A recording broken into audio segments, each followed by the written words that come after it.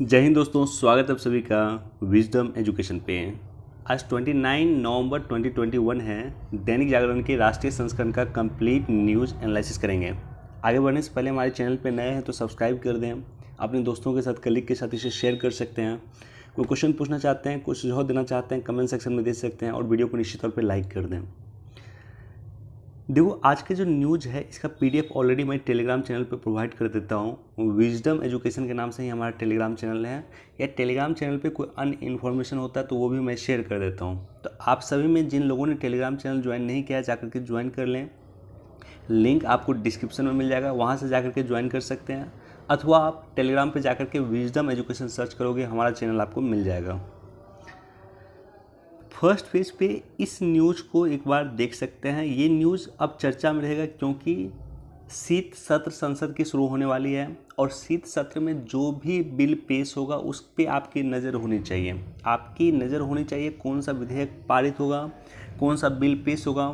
और ख़ास करके सरकार ने जो घोषणा की है, प्रधानमंत्री मोदी ने जो घोषणा की है कि जो 3 कानून आए थे उन 3 कानून की वापसी के लिए, 3 कानून को निरस्त करने के लिए भी सरकार एक बिल लाएगी संसद में।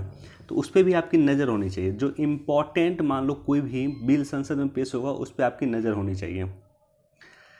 अब देखो, ये इम्पॉर्टेंट यहाँ पे सिर्फ इसलिए है, कल भी मैंने आपके साथ डिस्कस किया था और आज भी मैं आपके साथ डिस्कस कर रहा हूँ कि कोरोना का जो नया वेरिएंट आया और ख़ास करके जो WHO की सौम्या स्वामीनाथन है, उन्होंने भी भारत को सजेस्ट किया है कि कोरोना के नए वेरिएंट से भारत को सबसे अधिक बचे रहने की ज़रूरत है। क्योंकि हमने देखा है कि कोरोना के दूसरे वेव में विश्व में सबसे अधिक प्रभावित हुआ था भारत।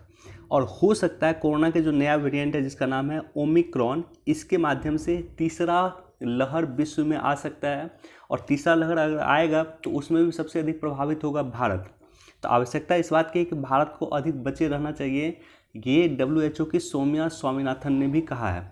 तो उसी संबंधित में सरकार ने भी क्या किया है कि कुछ गाइडलाइन जारी कर दिया है कि विदेश से कोई नागरिक अगर आएंगे तो उसके लिए कुछ गाइडलाइन जारी कर दिया। उसी के संबंध में ये न्यूज़ है। कोरोना के नए वेरिएंट का नाम याद रख लेना, ओमिक्रॉन। ओमिक्रॉन।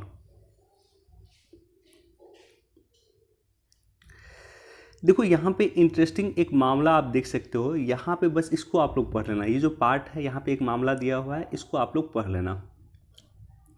अच्छा, ये इम्पॉर्टेंट क्यों है? इम्पॉर्टेंट इसलिए है कि जो जुडिशियल रिफॉर्म्स है, जुडिशियल रिफॉर्म्स में भी ये पार्ट काफ़ी इंपॉर्टेंट है। फांसी की सज़ा जो है जुडिशियल रिफॉर्म्स में भी काफ़ी इंपॉर्टेंट है। जुडिशियल रिफॉर्म्स में एक तो कोई मैटर होता है उसको बहुत देर के बाद सज़ा मिलती है, ये अपने आप में एक गलत चीज़ है। 2007 का मैटर है और अभी जाकर के सज़ा मिल रही है। तो जुडिशियल रिफॉर्म्स में कहा जाता है कि अगर जुडिशियल रिफॉर्म्स होगा इसका मतलब ये है कि इसमें भी सुधार होना चाहिए। Justice delay is justice denied. और दूसरी इम्पॉर्टेंट ये है कि आपने देखा होगा कि निर्भया के जो अभियुक्त थे उनको फांसी देने में काफ़ी लंबा समय लगा और फांसी देने में भी कई तरह की परेशानियां आई, राइट। तो उसको भी, उस हिंड्रेंस को भी दूर करने की आवश्यकता है। तो कई तरह के हिंड्रेंस जो आपके पास है उसको भी दूर करने की आवश्यकता है। बहरहाल इसको आप लोग पढ़ लेना, बहुत ज़्यादा इंपॉर्टेंट नहीं है लेकिन इसको आप लोग पढ़ लेना। छात्रों के लिए बिजनेस ब्लास्टर्स का लॉन्च किया है दिल्ली में। दिल्ली में लॉन्च किया है बिजनेस ब्लास्टर्स। इससे पहले दिल्ली में देश के मेंटर कार्यक्रम भी लॉन्च किया गया और देश के मेंटर कार्यक्रम के जो मेंटर बने थे वो बने थे आपको सोनू सूद।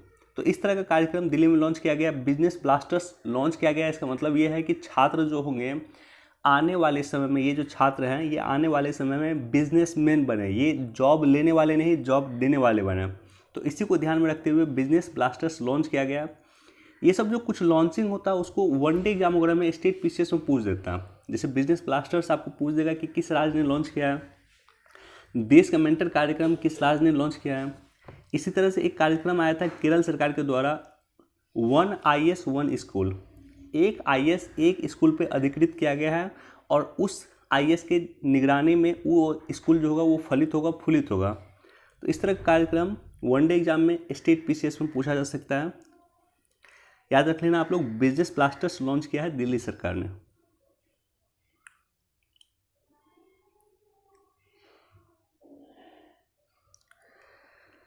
देखो, सहकारिता एक नया नया मंत्रालय है हमारे देश में, लेकिन सहकारिता का जो कॉन्सेप्ट है वो काफ़ी पुराना है। सिंधु घाटी सभ्यता से पहले इससे भी ये कॉन्सेप्ट चल रहा है कि समाज के कुछ लोग मिल के साथ में काम करें।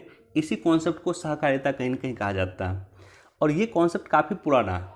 तो सहकारिता से ही देश का विकास होगा, इस चीज़ को लेकर के सहकारिता एक अलग मंत्रालय गठन किया गया है, और हमारे देश के गृह मंत्री वर्तमान में देश के पहले सहकारिता मंत्री भी हैं। तो आप समझ सकते हो सहकारिता का क्या इंपॉर्टेंस है। साथ ही साथ सहकारिता के लिए जो भी काम हुआ अभी तक, जो भी संविधान में काम हुआ, इनफैक्ट 97 संविधान संशोधन के द्वारा सहकारिता को संविधान में स्थान दिया गया, तो वो सारा का सारा आपको पता होना चाहिए। बाकी इसको आप लोग पढ़ लेना।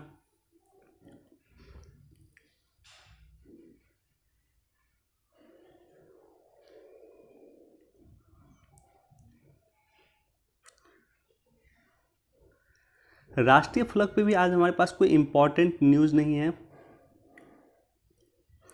इसको एक बार आप लोग देख सकते हैं। ये जो है प्रत्येक दिन जागरण विशेष में कुछ ना कुछ इनोवेटिव चीज़ें दी रहती है, उसको आप लोग प्रत्येक दिन पढ़ सकते हैं। तो देखो, इसको मैं डिस्कस इसलिए कर रहा हूँ कि जो अयोध्या मामले हैं उस पर डिसीजन सुनाया था जस्टिस गोगोई ने। ये उस समय में चीफ जस्टिस ऑफ इंडिया थे, इन्होंने डिसीजन सुनाया था, और इन्होंने फिर कहा है कि तथ्यों के आधार पर श्री राम मंदिर का निर्माण हुआ। देखो, अयोध्या पे मैंने एक सेपरेट वीडियो बनाया था, चूँकि अयोध्या का डिस्प्यूट 500 वर्ष पुराना डिस्प्यूट है। विश्व का सबसे लंबा डिस्प्यूट में से एक डिस्प्यूट होगा, जो 500 वर्ष पुराना डिस्प्यूट है, अयोध्या डिस्प्यूट। तो इसलिए मैंने एक सेपरेट वीडियो बनाया था, वो भी जाकर के आप लोग देख सकते हैं। रंजन गोगोई, जस्टिस गोगोई का कहना है कि इन्होंने जो डिसीजन सुनाया है, अयोध्या मामले में डिसीजन सुनाया, वो तथ्य के आधार पर सुनाया। मैंने भी आपको बोला था कि अयोध्या का डिसीजन जो सुनाया गया वो तथ्य के आधार पर सुनाया गया। सर्वोच्च न्यायालय कभी भी भावनाओं पर काम नहीं करती, तथ्य के आधार पर काम करती हैं। और वो तथ्य क्या थे? वो तथ्य थे आर्कोलॉजिकल सर्वे ऑफ इंडिया। इसलिए आर्कोलॉजिकल सर्वे ऑफ इंडिया आपके लिए काफ़ी इंपॉर्टेंट हो जाता है। आर्कोलॉजिकल सर्वे ऑफ इंडिया ने कहा है कि जो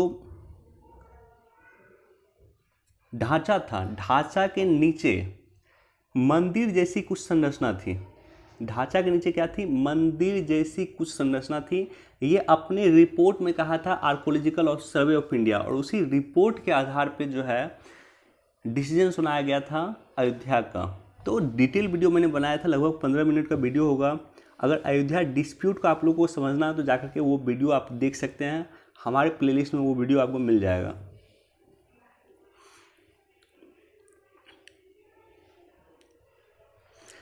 इसको पढ़ सकते हैं। आगरा का अंतर्विरोध, एमएसपी को लेकर के ये पूरा पूरा एक पेज दिया हुआ। प्रत्येक मंडे को आपको एक मुद्दा मिल जाएगा, तो ये मुद्दा का पूरा पूरा पेज डेडिकेट होता है। और आज का जो हमारा पेज डेडिकेट है वो है एमएसपी को लेकर के। अब देखो, एडिटोरियल सेक्शन में ये एडिटोरियल एक बार इसको देख सकते हो। ये जो है ऋतुराज सिन्हा है। हालांकि यहाँ पे नीचे इनके बारे में लिखा हुआ है कि लेखक, नीति अध्येता है, यानी रिसर्चर है, लेकिन ये जो है बीजेपी से जुड़े हुए हैं और बीजेपी के महासचिव भी बने हैं। बिहार बीजेपी के महासचिव 3-4 दिन पहले बने हैं ऋतुराज सिन्हा। तो इनका थोड़ा सा एक बार देख सकते हैं कि मोदी जी ने कौन कौन काम किया है। देखो, ये बीजेपी से जुड़े हुए निश्चित तौर पर प्राइम मिनिस्टर मोदी की बड़ाई करेंगे, वो आपको नहीं देखना क्या कि कौन कौन सा योजना इम्प्लीमेंट किए हैं, कौन कौन सा योजना शुरू किए हैं। एक बार पढ़ लेना, योजना के बारे में थोड़ा सा आपको जानकारी है तो ठीक है, और आगे बढ़ना। तो ये सब एडिटोरियल पे बहुत ज़्यादा समय देने की ज़रूरत नहीं है। अब देखो, ये एडिटोरियल इंपॉर्टेंट है। क्रिप्टो पे तलाशनी होगी बीच की राह। जयंत सिन्हा एक समिति बनाई थी, संसद के द्वारा एक समिति बनाया गया, जयंत सिन्हा समिति, और ये समिति डिसाइड कर रही कि क्रिप्टो करेंसी को लेकर के सरकार क्या करना चाहिए, और उसी पर पूरा एडिटोरियल है। ये टॉपिक काफ़ी चर्चा में चल रहा है, चूँकि प्राइम मिनिस्टर मोदी भी लगातार बोल रहे हैं कि क्रिप्टो करेंसी को हमें बैन करना होगा, या क्रिप्टो करेंसी को पूरी तरह से रेगुलेट करना होगा। अल सल्वाडोर आगे बढ़ रहा है। अल सल्वाडोर विश्व का पहला देश है जिसने क्रिप्टो करेंसी को वैधानिक रूप से मान्यता दिया है। बहुत छोटा देश है, हमारा जितना बड़ा बिहार है उतना बड़ा ही होगा। तो ऐसे देश के आधार पे, एक छोटी सी देश के आधार पे क्या पूरे भारत का मूल्यांकन किया जा सकता है? नहीं। क्या अल सल्वाडोर अपनाया तो क्या भारत अपना सकता है? नहीं। तो भारत की कुछ अलग विशेषताएं हैं, भारत बहुत बड़ा देश है। तो ऐसे कंडीशन में जयंत सिन्हा समिति डिसाइड कर रही है कि क्या क्रिप्टो करेंसी को भारत में मान्यता दिया जाए अथवा नहीं। बाकी इसको आप लोग पढ़ लेना पूरा।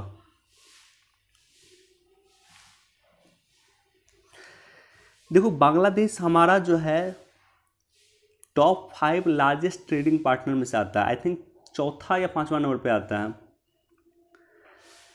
पांचवा नंबर पे आई थिंक आता है। बांग्लादेश हमारे टॉप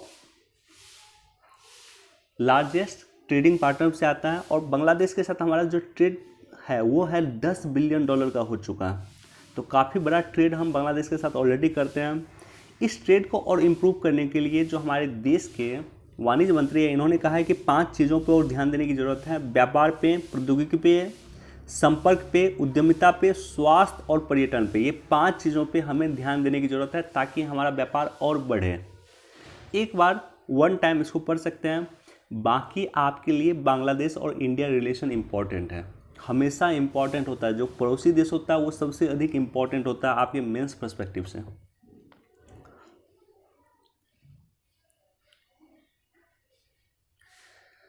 अगेन ओमिक्रॉन के बारे में यहाँ पे दिया हुआ नया ये जो कोरोना वेरिएंट है ओमिक्रॉन, और कई देश वर्तमान में कई देश फिर इससे प्रभावित हो रहे हैं। मुझे लगता है पर्सनली कि हो सकता है विश्व में तीसरा वेव ओमिक्रॉन के कारण आए कोरोना का।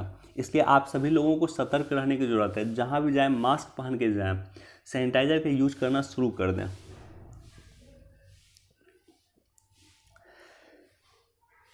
समुद्र में भारत, श्रीलंका और मालदीव में दिखाई दोस्ती। ये 2 साल में आयोजित होने वाला त्रिपक्षीय सैन्य अभ्यास है। मालदीव, भारत और श्रीलंका के बीच ये सैन्य अभ्यास होता है। इसका नाम रखा गया है दोस्ती इस बार।